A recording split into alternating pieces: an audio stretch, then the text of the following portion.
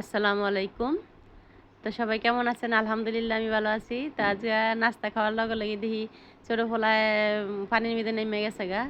তো সবাই জানেন যে আমার উপরে সবজি ক্ষেত বা যেটুকু একটুখানি জায়গা আছে এটুকুর মধ্যে সবজি ক্ষেত।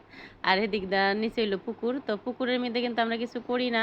যেহেতু আমগো বুড়িগঙ্গার পানি ভালো না। আর বুড়িগঙ্গার পানি ভালো না যেহেতু আর এই পানিও কালো। এই কালো পানির মধ্যে আপনাকে আজ মাছ ধরা দেখামু। আর কি মাছ পাইলাম এইটাও একবারে শেষ পর্যন্ত দেখবেন যে কি মাছ পাইলাম। কেরে ভিডিওটা শেষ পর্যন্ত দেখা জরুরি। এটার মধ্যে এমন একটা জিনিস দেখামু যেটা হইলো কে পরিচিত সেটা দেখবেন যে এই মাছটার লগে কে পরিচিত। তো মাছ মাছ কই আর যেটাই কই এটার নামটাও একবার সঠিকভাবে আমার জানাই যাবেন। তো চাচা শ্বশুর গর্ততে গাতাতে ভালোই মাছ পাইছে, মানে চিতল মাছ পাইছে, ইয়া মাছ পাইছে, ভালোই পাইছে, খারাপ না। আর এই মাছটা একটা মাছ, এটা হইলো খৈলা মাছ, যদ্দূর চেহারায় হাবভাবে বুঝলাম। কিন্তু এই মাছটা যে এত পরিমাণে বড়, মানে এক বিদ্যা পুরা, এত পরিমাণে বড়। এটা কি মাছ আমি মানে এটা কি আঙ্গো বাংলাদেশের বা নাকি অন্য অন্য ইয়ার মাছ এটা ক্লিয়ার আমার কাছে না। আর এই একটা মাছ যেটা হইলো এটার কি মাছ কি নাম এটা জানান। আমি কিন্তু নামটা জানি, কিন্তু এটা নামটা কি সঠিক কিনা জানি না। কিন্তু রোহিঙ্গারা যে সঙ্গে আইছে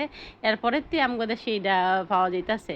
এটা কি রোহিঙ্গারা লই আইছে না কি লই আইছে এটা জানি না। আমি বুড়িগঙ্গা জুইরে এইটা মানে দেখবেন মাগুর মাছে গাউলাইতেছে, আসলে কিন্তু মাগুর মাছ না। এদিকটা যারা নৌকা পাড়া হয় অনেকে এই মাছটারে চিনে বা অনেকে দেখে।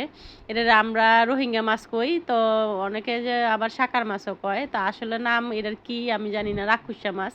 তো এই মাছের লাগে আজ কত বছর ধইরা যে আমার এই জায়গার মধ্যে মাছ পাওয়া যায় না, পুকুরের মধ্যে। আগে হয়তো শিং বা আগে অনেক মাছই পাওয়া গেছে, হয়তো অনেক ভিডিওতে দেখছেন। কিন্তু এইবারের মাছ একবারে মানে বালতি বইরে এত পরিমাণে মাছ পাইছি, ভিডিওর শেষ না পর্যন্ত দেখতে না। আর এমন একটা রাক্ষুসা মাছ, এই মাছটা দেখতে এত পরিমাণে ভয়ঙ্কর, এত পরিমাণে কাঁটাযুক্ত যে পোলাপানে কিন্তু অন্য মাছ ধরতে গিয়েও মানে হিমশিম খাইতেছে এই মাছের লাগে। আর এই যে ছোট পোলা একটা মাছ ধরছে, এটা হইলো শৈল মাছ। শৈল মাছটা যদিও না, মানে ছোট না, আলহামদুলিল্লাহ ভালোই বড় হইছে। আর কি মাছ পাইলাম এটাই আপনাদের লগে শেয়ার করুম, যে একবার বালতি ভরে কি মাছ পাইছি এটা যদি আপনাদের লগে শেয়ার না করি তাইলে হইতো না। কারণ এই পুকুরেতে আজকে কয়েক বছর ধরেই একই মাছ পাওয়া যাইতেছে, এই রাক্ষুসা মাছটা, রোহিঙ্গা মাছটা যেটা। তো এই যে দেখেন বালতি বইরা আমার পোলায় মা এটি কি করবো, আমাকে উপরে দে।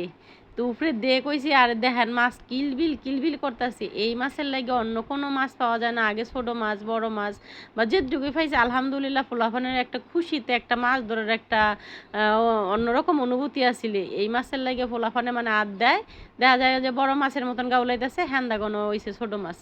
তো ছোট মাছ বলতে এই রোহিঙ্গা মাছ আর কি। তো রোহিঙ্গা মাছের নাকি শাকার মাছ বলে। তো আপনারা কোন নামে চিনেন এই মাছটারে অবশ্যই কমেন্টে জানাইবেন। আর এই যে দেখেন আমার মাছ পাওয়ার স্টাইল, এই তিনটা শৈল মাছ পাইছে, এছাড়া অন্য কোনো মাছ পায় নাই। 4-5টা খৈলসা পাইছে।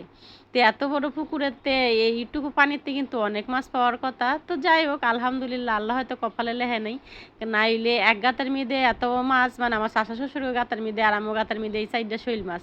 তো যাই হোক আলহামদুলিল্লাহ কুইটটা থুয়ে দিছি। তো আরেকটা কথা কই, এই মাছটি কুইটটা কিন্তু আমার ফ্যামিলিতে কেউ খাইতো না, পোলায় যে গেছে শখ কইরা। তো এই মাছটা খাওয়াবো আরেকজন রে, হেডে হইলো নন্দের জামাইরে খাওয়াবো।